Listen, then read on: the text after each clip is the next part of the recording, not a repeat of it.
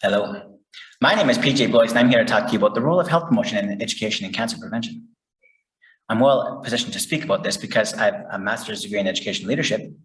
I've participated in the Cancer and Evolution Symposium, UAC Ellison Insights in Medicine Forum, the ACR Education Program and Annual Meeting, and I've been reading and writing biology and cancer literature. And the literature does indicate that cancer can and should be prevented by addressing environment and lifestyle factors. People must learn that lifestyle choices beyond smoking, such as exercise and diet, and environmental exposures beyond X-rays and pesticides contribute to risk of cancer. Most cancer incidence has been linked to lifestyle and environment. For example, hereditary disease, they find, is actually relatively rare. Health professionals should engage in holistic inquiry, assessment, and provide evidence-based advice. There are plenty of diagnostic tests. There's the Center for Public Health and Nutrition Research at University of Dundee's 24-hour dietary recall. There's University of Canada's Medical Center Nutrition Clinic's 3-day food record. There's Siegel, Isaacson, and colleagues' rapid eating assessment for participants.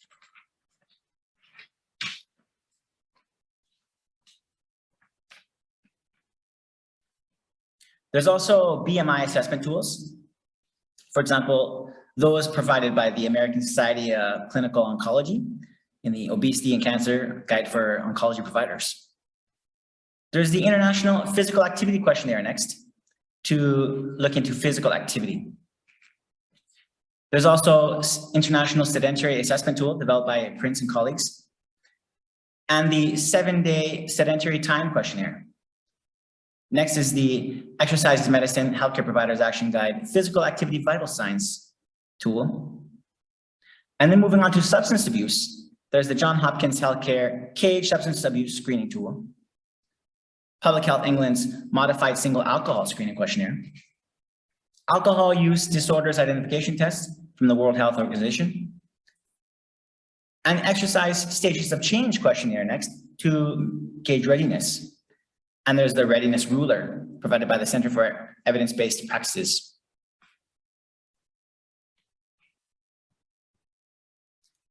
There are several pieces of advice in order to reduce cancer risk. Starting off with just a few. Avoid or reduce exposure to carcinogenic factors. This is very important. Those carcinogenic factors might be the cause of the cancer. And so it's possible for health providers to recommend avoiding those. Beware of traumatic and chronically elevated stress. All right, so researchers such as Morath et al. In psychotherapy and psychosomatics in 2014, they raised attention to this. The link between stress and cancer. Bereavement also was found to be linked with increased risk of HPV, we're going to talk about that soon, and cervical cancer. In other words, the stress reduces the immune system's efficiency and illness can result.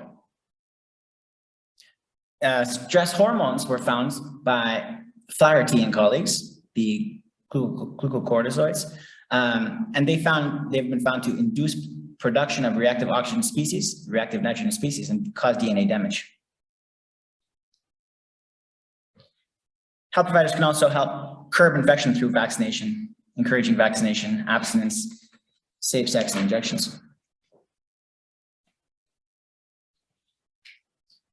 Turns out cancer is a multifactorial disease. For example, smoking, alcohol, and pollutants, yes, they contribute individually to cancer incidence, but they also combine. There's a multiplicative effect at times. For example, between asbestos, radon, NO2, PM2.5, these all increase the risk of lung cancer multiplicatively.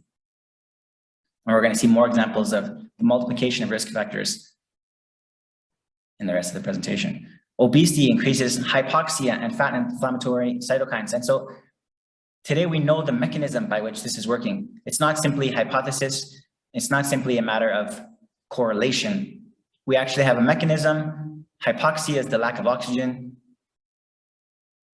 The obesity is linked to inflammation, which promotes carcinogenesis.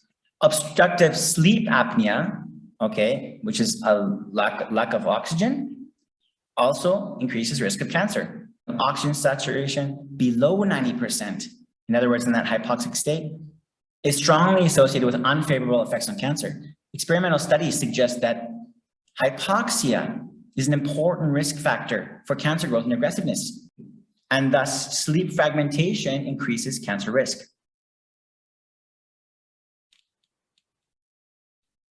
Okay, so health providers can emphasize those factors under which we have control.